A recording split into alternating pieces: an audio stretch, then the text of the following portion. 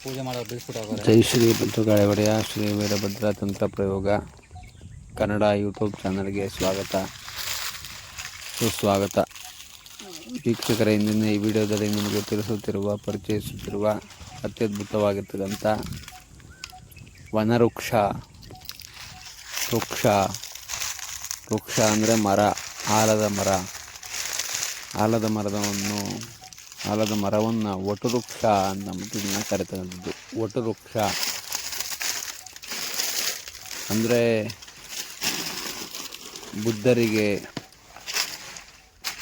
ಬುದ್ಧನ ಚೈತನ್ಯ ಶಕ್ತಿಗೋಸ್ಕರವಾಗಿ ವಟವೃಕ್ಷದಲ್ಲಿ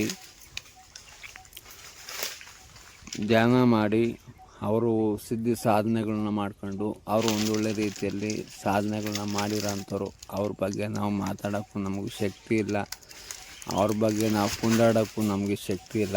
ಯಾಕೆ ಅಂತಂದ್ರೆ ಅವರೆಲ್ಲ ದೊಡ್ಡ ಮಟ್ಟದಲ್ಲಿರೋ ಅಂಥವ್ರು.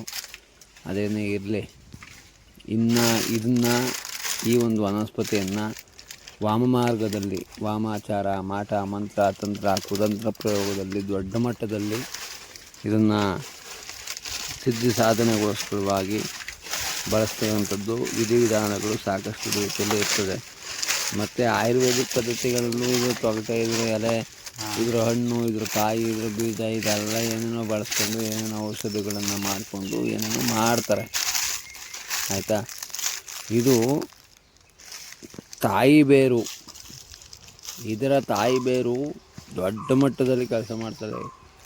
ಮಹಾಕಾಳಿ, ಮಹಾಲಕ್ಷ್ಮಿ, ಮಹಾಸರಸ್ವತಿ 3 ಜನನೂ ಇದರಲ್ಲಿ ಐಕ್ಯವಾಗಿರ್ತಾರೆ, ಜಾಗೃತವಾಗಿರ್ತಾರೆ. ಮಹಾಕಾಳಿ, ಮಹಾಲಕ್ಷ್ಮಿ, ಮಹಾಸರಸ್ವತಿ 3 ಜನನೂ ಇದರಲ್ಲಿ ಐಕ್ಯವಾಗಿ, ಜಾಗೃತವಾಗಿ ತುಂಬ ಕಠಿಣವಾಗಿರ್ತಕ್ಕಂಥ ಒಂದು ವೃಕ್ಷ ಆಲದ ಮರ. ಇದ್ರ ಬಗ್ಗೆ ಇದು ಸುಮ್ಮನೆ ವಿಚಾರ ತಿಳಿಸ್ತಾ ಇರೋದು.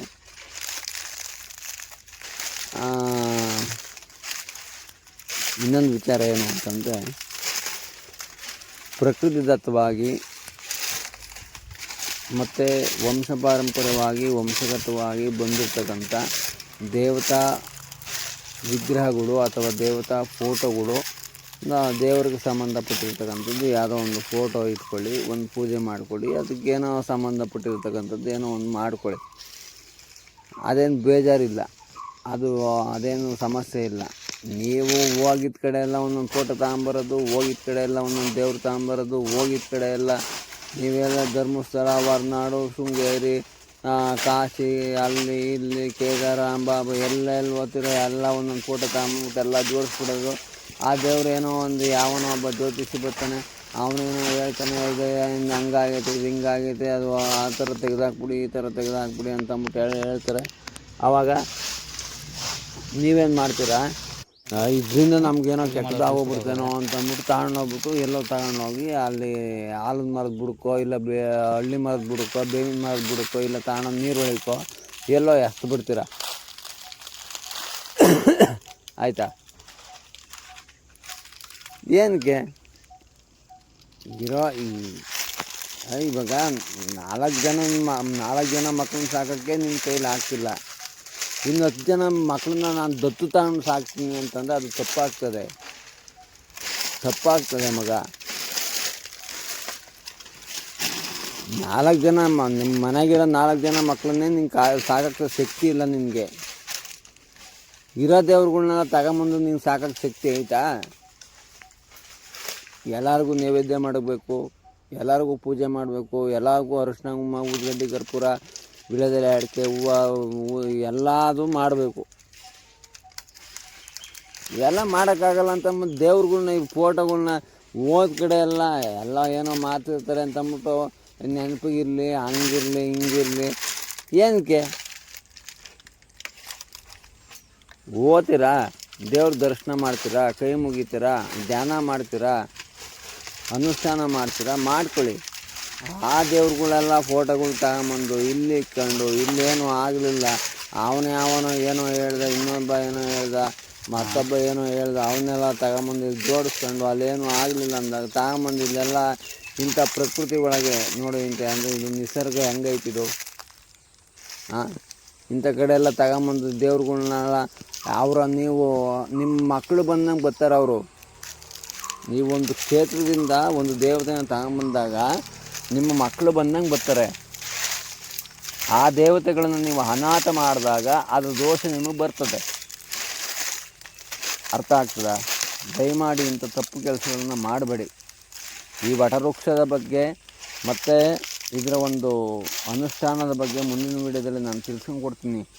ಆದರೆ ಈ ಫೋಟೋಗಳು ಅವು ಇವು ಎಲ್ಲ ತಗೊಂಬಂದು ಇಲ್ಲಿ ಜೋಡಿಸಿ ಎಲ್ಲ ಗಲಾಭೆ ಬಿಡಿಸಿದ್ದಾರಲ್ಲ, ಅದು ದೊಡ್ಡ ತಪ್ಪು.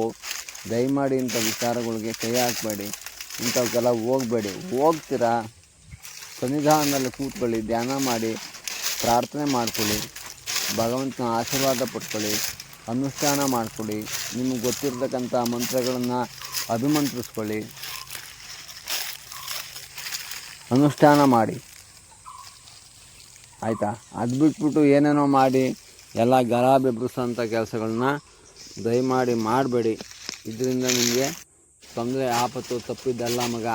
ಇವಾಗ ನೀವು ಯಾವುದೋ ಒಂದು ನದಿ ತೀರಕ್ಕೆ ಯಾವುದೋ ಒಂದು ಗ್ಲಾಸ್ ಇರೋಂಥ ಒಂದು ಫೋಟೋನ ಹಾಕ್ತೀರ, ಯಾರೋ ಸಿದ್ಧಿ ಸಾಧಕರು ಹೋಗ್ತಾರೆ, ಅಲ್ಲಿ ಹೋಗ್ಬಿಟ್ಟು ಮುಳುಗ್ತಾರೆ. ಮುಳುಗಿದಾಗ ಅದು ಒಂದು ನೀವು ಹಾಕಿರ್ತಾರಲ್ಲ ಫೋಟೋದು ಏನು ಗ್ಲಾಸಿನ ಚೂರು, ಆ ಗ್ಲಾಸಿನ ಚೂರು ಅವ್ರಿಗೆ ಒಕ್ಕಿದಾಗ ಅದರ ಪಾಪಕ್ಕೆ ನೀವೇ ಗುರಿ ಆಗೋದು. ಅರ್ಥ ಆಗ್ತದ? ಮತ್ತು ಪ್ರಕೃತಿಯಲ್ಲಿ ಈ ಫೋಟೋಗಳನ್ನೆಲ್ಲ ತಗೊಂಬಂದು ಇಲ್ಲಿ ಜೋಡಿಸಿರ್ತೀರ.